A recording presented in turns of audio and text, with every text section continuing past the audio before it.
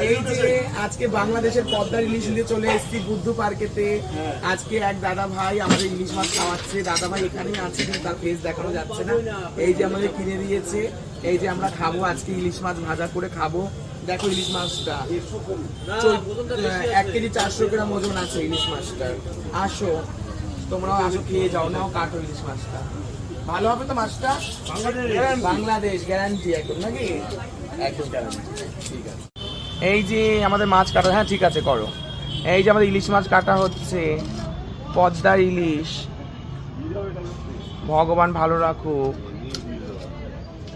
যারা যে খাওয়াচ্ছে তাকেও ভালো রাখুক, যারা দেখছে তারাও ভালো থাকুক।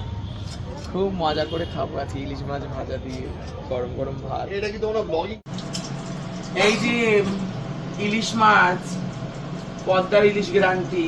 দেখো সব আমার শিষ্যদের নিয়ে খাবো আজকে ইলিশ মাছ বেগুন ভাজা দিয়ে গরম গরম ভাত। এই দেখো ইলিশ মাছগুলো দেখো, 1 কেজি 400 ওজনের।